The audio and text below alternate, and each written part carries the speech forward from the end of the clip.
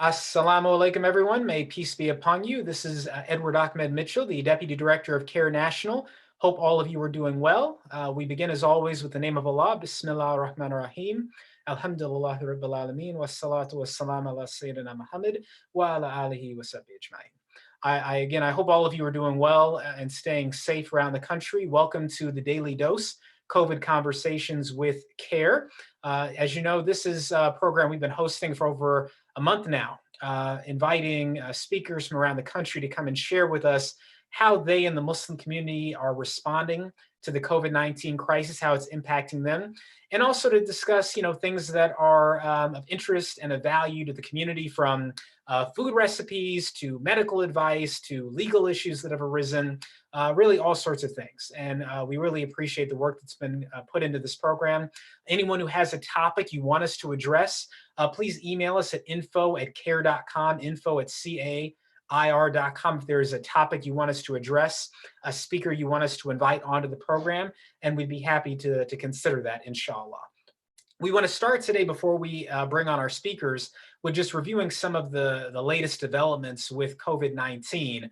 Many of you have seen, the latest news that the federal government is expecting a higher death rate than originally expected.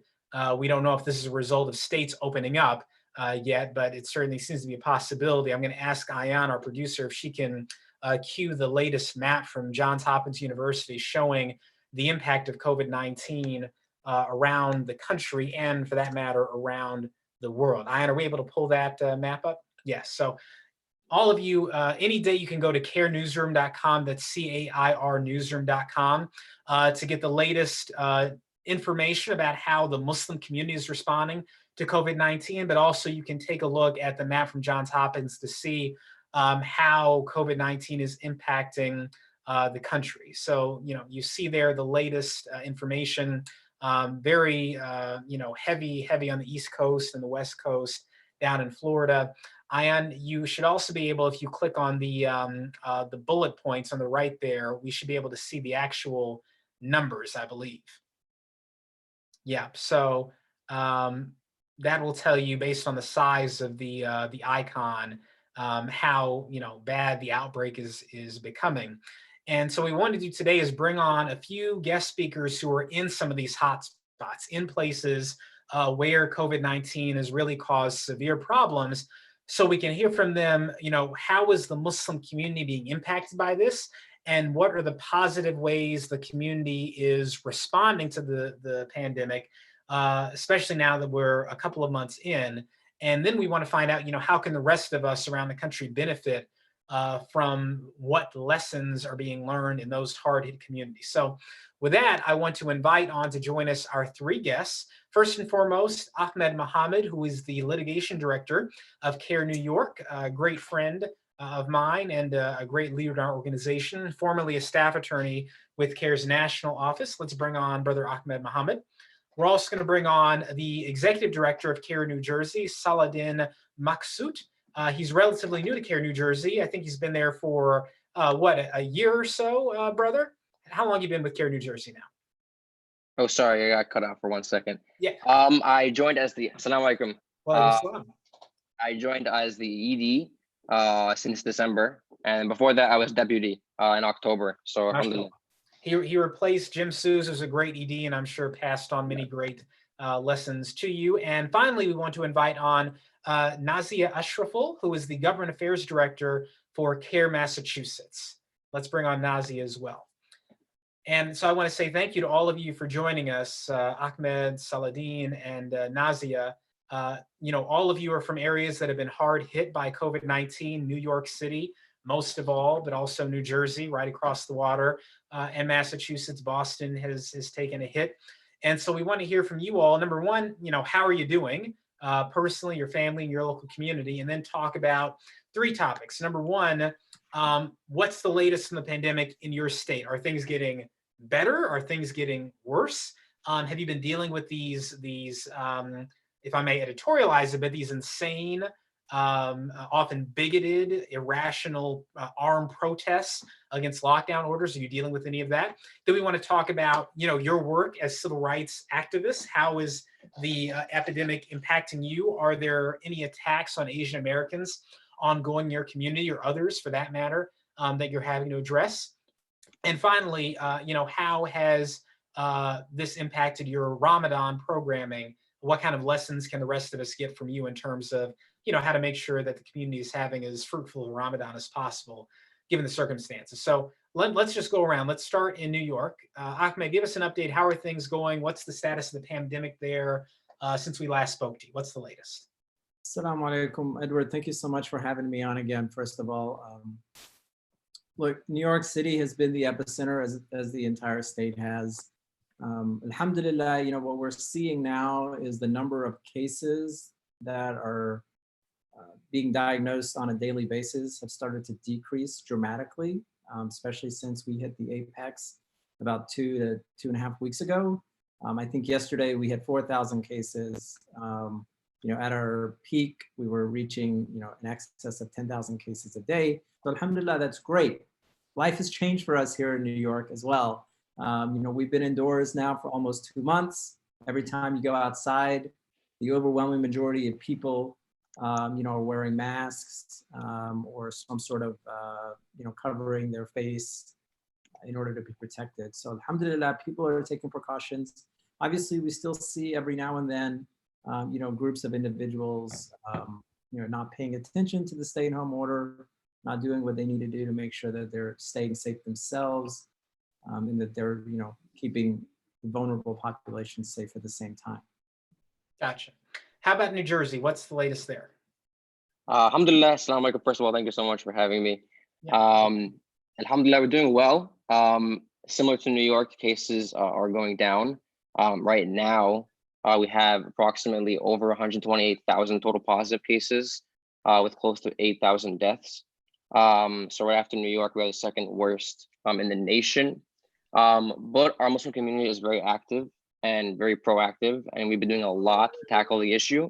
From the onset, the masajids closed right away, and all the imams and the community leaders are very cooperative with the state and local officials, and we've been doing everything we can to flatten the curve. Just recently, the governor recognized the Muslim community for their efforts in providing humanitarian aid and resources to communities across the state. For example, Smile for Charity has donated over 500 packages every week in partnership with other masajids and just nonprofits throughout the state. And slowly but surely, inshallah, the numbers are going down. This past weekend, the governor opened up parks again. So people were out and about enjoying the weather, but maintaining the distancing. But alhamdulillah, things are getting better, inshallah. But of course, there are what our governor calls knuckleheads that have stormed the Capitol, unfortunately, in Trenton. They're protesting the distancing. That's a polite way to put it, knuckleheads. Yeah, he's actually recently got criticized for using the term, but this morning, actually, during his briefing, he stood by his use of it and continues to refer to them as knuckleheads. But yeah. And finally, how about Massachusetts? How's it going there? What's the latest? Salam, everybody. Thank you so much for having me on today. Massachusetts, apologies if you hear my dog whining in the background, by the way. In Massachusetts, we've been on lockdown for a little over a month now. Recently, our governor extended the lockdown to May 18th. But I have a feeling that's going to be extended beyond that. Our caseload right now has, currently the number of cases has flattened. It hasn't increased, but we haven't seen that dip yet, where the case numbers have lowered. So until the numbers start to go down, quarantine still needs to be in effect, and I'm guessing that's going to continue beyond the May 18th date. Boston, the city, has enacted a curfew to encourage folks to, complete whatever tasks they may have during the day and allow allow employees of different like drugstores and other grocery stores to be able to also spend time at home and not have to have extended hours during this time just to limit exposure. And so like in New York and New Jersey, we've been seeing folks with masks and people are keeping, social distance. With the weather warming up, we have been seeing folks hanging out, in the commons and near the river. And so there haven't been any, I guess I would say, strict enforcement in that sense. But folks are being highly encouraged to just maintain social distance, wear face masks, etc. The Muslim community, alhamdulillah, here is really thriving right now. From what we have seen, various leaders of mosques have been getting together and taking this time to create,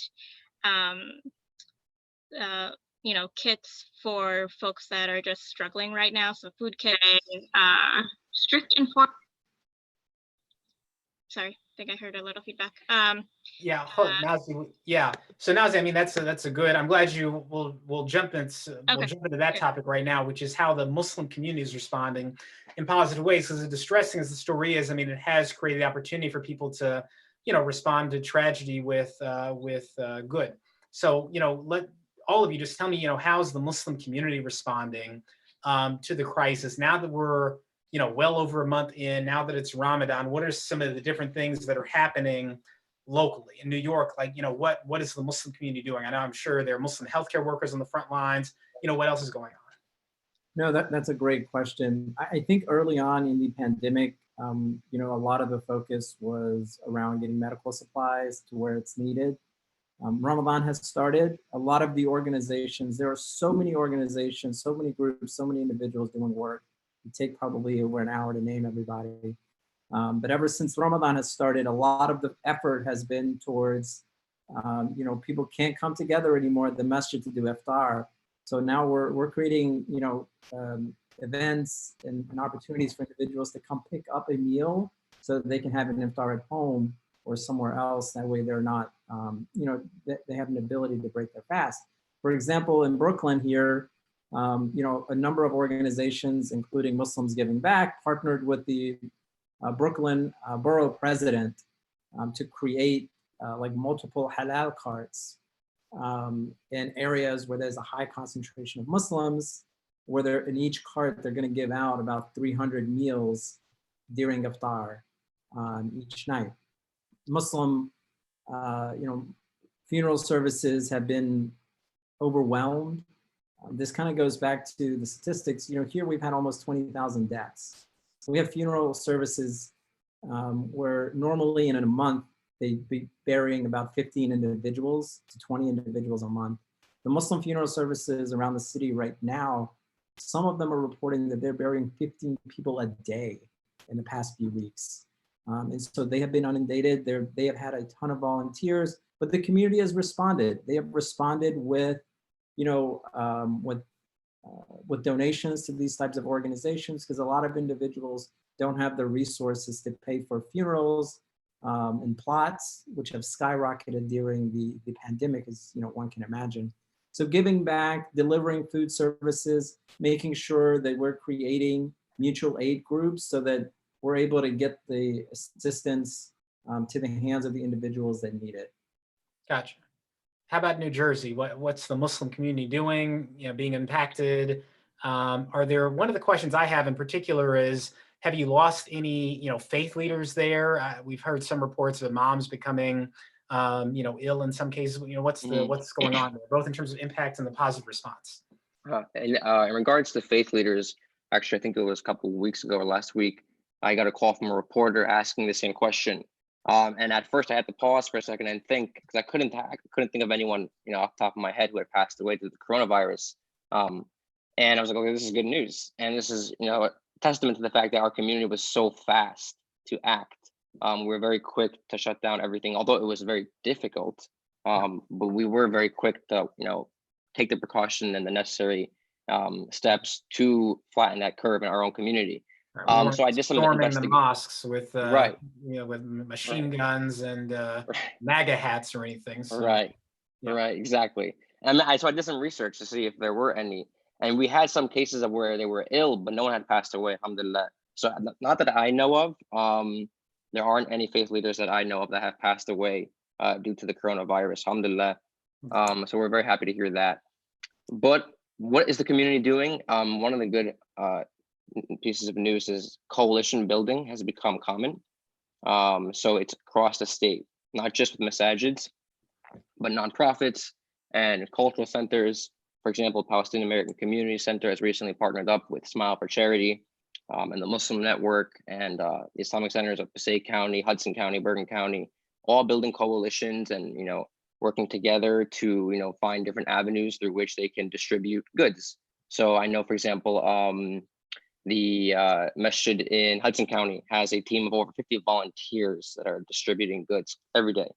As I mentioned earlier, Smile for Charity previously was donating around 120 or so meals a week, and now they're up to 500 packages a week. And they're distributing that throughout the state. So it's become a community effort.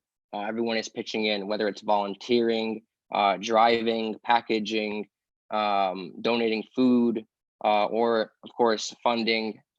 Everyone has really come in to provide one sort of means or another to contribute and give back. And what's become very common now, because of Ramadan, of course, is, as Brother Ahmed mentioned, drive-through iftars. So we see a lot of these. I haven't gone to one myself just yet. I'm looking forward to one, inshallah. But we see them, they're feeding up to hundreds of people, alhamdulillah. So we see the lines, lined up outside the masajids, especially in Newark and Passaic County. I've seen a few. And yeah, alhamdulillah, they have packages ready to go, warm, and passing into the car, and Ramadan Mubarak, and they're off on their way. So alhamdulillah, it's really great to see. The community is really active. And as I mentioned earlier, the governor himself has recognized our efforts and congratulated us online and during his press release, his press conferences. So we're happy to see that the wider community is recognizing the Muslim effort in giving aid to the community. Alhamdulillah, that's wonderful. Alhamdulillah. And finally, Massachusetts, you started us off, wrap us up. What else, anything else that's going on in Massachusetts with the Muslim community that, is of interest that we can all benefit from? Yeah, so one thing that has really benefited the community is having the virtual Jumas and virtual prayer sessions for masajids. Folks that we have talked to in the community have really appreciated that because it's been a way to, connect to their faith with community in a time of social distancing. And so we have seen too that folks who normally aren't able to make it to every Jumu'ah prayer are suddenly able to because they are gone virtual. And so folks have found a way to be connected even more so to their faith during this time, which is a nice silver lining, I think, to everything that's going on, is that, because we're finding creative ways to connect with their faith, more people are finding ways better than they have before. So alhamdulillah, we're really happy to see that. Interesting. Yeah. Here in Georgia, what they started doing recently is at the local mosque that I attend, our normal khatibs who would come, they're filming like a bayan, a speech. And then we send it to the community so they can watch it on Friday since they can't go to Juma. And obviously the most common opinion is that you need to pray Dhuhr at home. You can't pray Juma at home, virtually, but you can still, of course, watch a speech or do what have you and then pray Dhuhr separately. So that's something that I think a lot of masajid have started doing, is to go digital with their daily lectures, not just something in place of Juma. So that's great to hear. Let's talk about Ramadan. I mean, it's Ramadan right now. We've talked about drive-through iftars. We've talked about, some of the unique ways we're using digital lectures. What about, you all in terms of CAIR? How is COVID-19? What are the ways your chapters are dealing with both your cases now that you're dealing with the pandemic, but also that important need to be able to fund your work, that is to engage in fundraising for your cases. And that's obviously challenging in this time. So first, let's talk about the cases. What's the case like? Are you getting reports of hate crime, discrimination, greater, lower, everyone's locked inside, if things calm down? What's the latest? And I'd be particularly curious to hear about the impact on Asian Americans in your localities. Any bigoted attacks on Asian Americans as a result of the nonsense surrounding the rhetoric surrounding the virus? Ahmed in New York? Yeah, no, absolutely, Edward. There have been a tremendous increase in the number of anti-Asian American bias incidents. Some have been very violent. About a week and a half ago, an Asian American woman was taking the simple task of literally taking out her garbage outside of her apartment when a random individual ran out and threw acid, on her, and it caught, parts of her face and arm, and she had to spend, a number of days in the hospital because of acid burns, because that individual was blaming her for coronavirus. And we've seen a lot of incidents similar to that, around the subway. I don't have the exact numbers, but I think there have been over like 50 bias incidents in New York City alone, during the coronavirus, when last year there were very few reports the entire year. So content, your words matter. And when we see our president blaming Asian Americans and Asians for the coronavirus, you have a lot of individuals, some are unstable, others have just a lot of hatred in their hearts that take those words and they put it into action. And that's really unfortunate. In terms of the caseload, aside from that for CAIR New York, what we have seen is obviously the number of employment discrimination issues has gone down tremendously since a lot of people are either not working or working from home. And so, they don't have to get religious accommodation requests, right?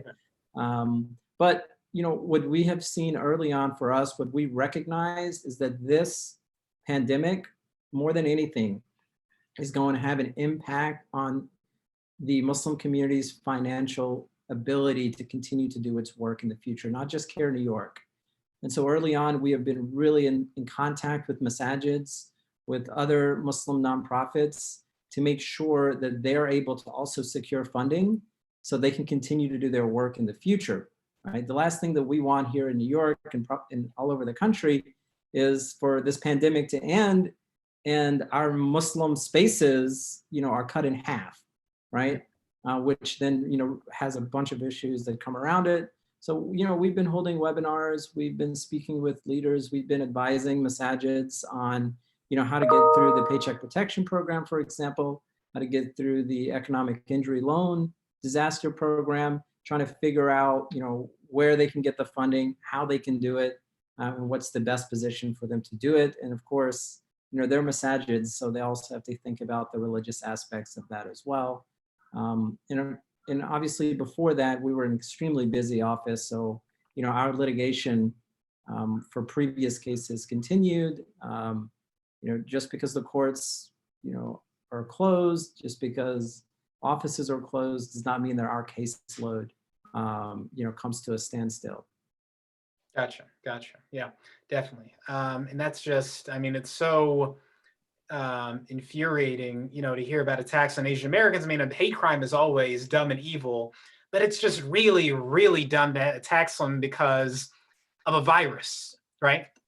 A virus doesn't have a political ideology, doesn't share religion or a nationality movement. It's just it's a virus, and it's literally dead, by the way. It's a dead piece of biological matter. And it's insane. It just shows you that bigots will just look for any excuse to hate someone. There's no reason behind it. There's no it's just any chance to hate someone, whether it's a Muslim, a Mexican, a Jewish person, an Asian person, a woman.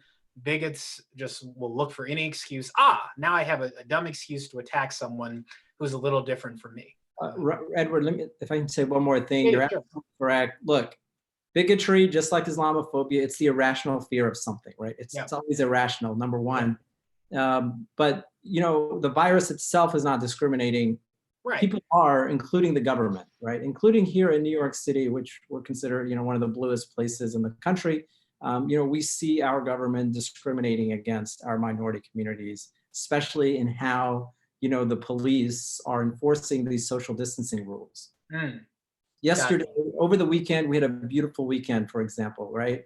A lot of people were out. You can go online and you'll see it. There are some videos of, how NYPD is policing African-American communities by, either pulling out their tasers or their guns, by assaulting and battering individuals because they're not wearing a mask.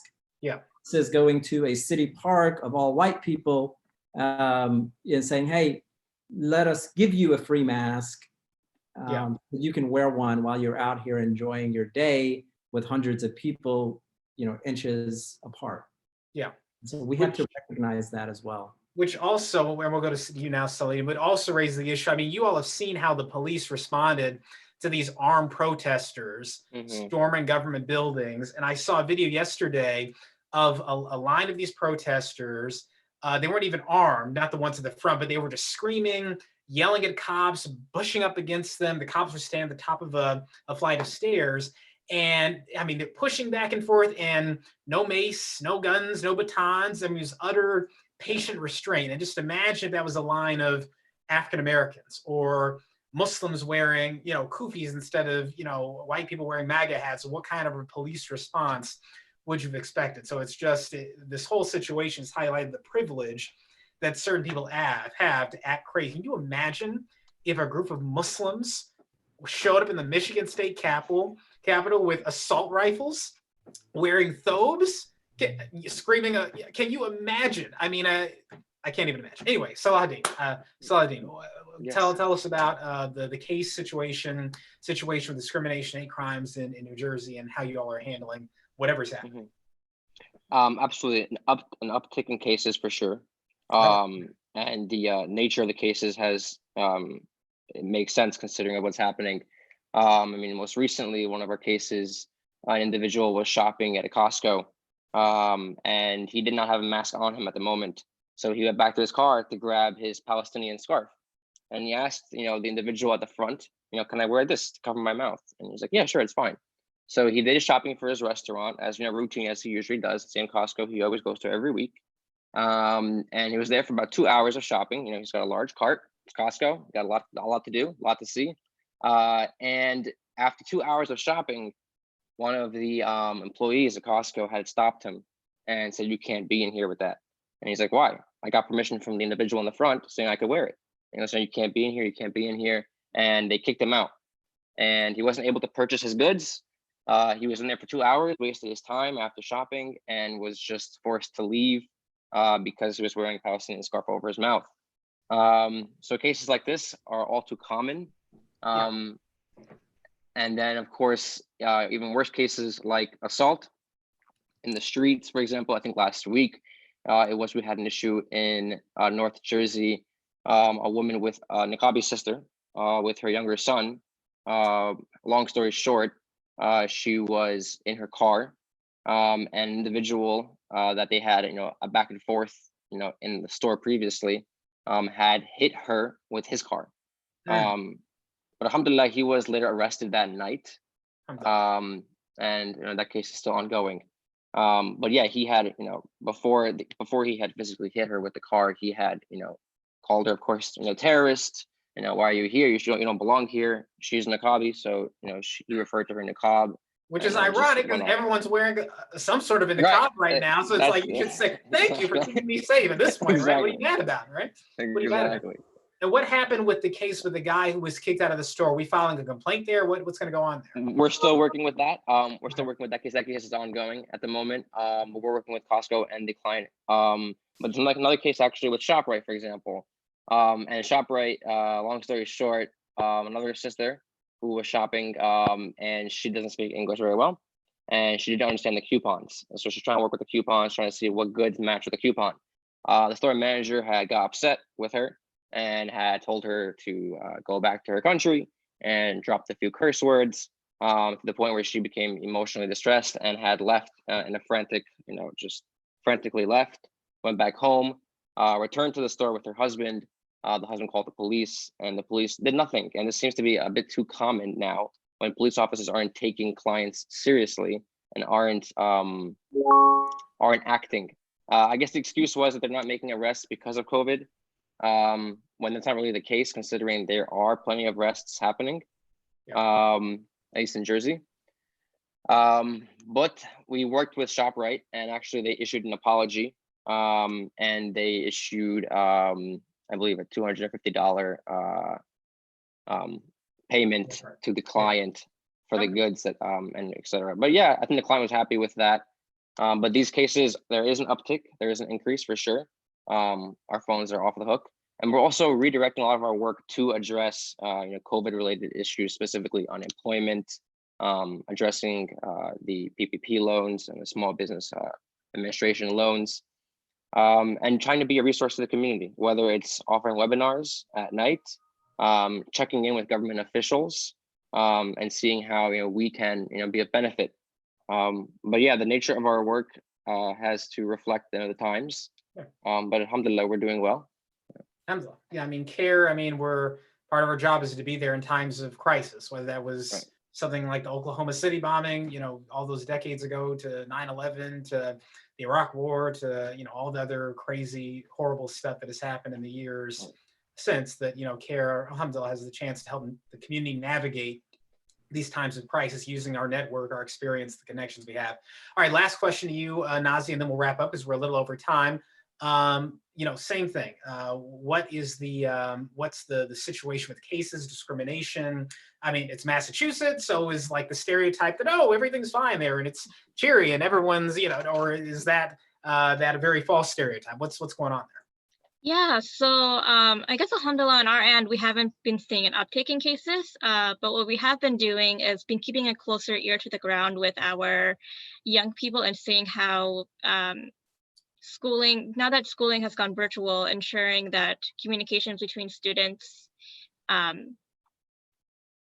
kind of environment doesn't create more of an opportunity for students to to participate in like bullying behaviors or Islamophobic, regulatory, and that kind of nature. And so we haven't been hearing of any cases coming into our legal office, but we are just keeping an ear to the ground, making sure that Muslim students are feeling safe in their virtual classrooms, ensuring that they are getting the support that they need during Ramadan right now.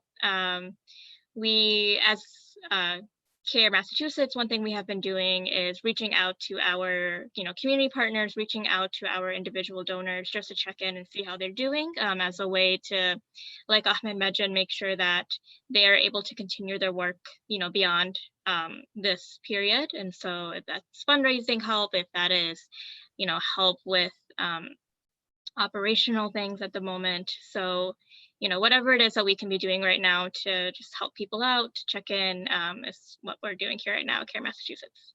Okay, wonderful. Alhamdulillah. May Allah reward all of you and protect all of you and guide us and grant us a successful and safe Ramadan.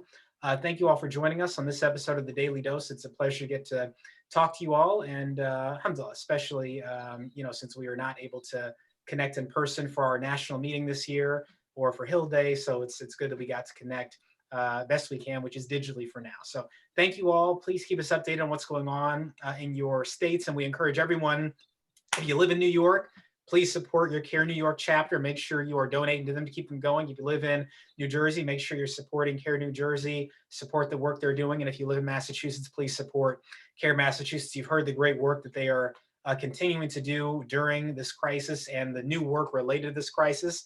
That work costs money. We have staff, they have work to do, and that costs funds. So this Ramadan, we encourage you to donate to these CAIR chapters and all chapters, and of course your national office as well, inshallah, so we can keep doing this work. Thank you all for joining us. Have a great day, inshallah, and inshallah we'll talk soon.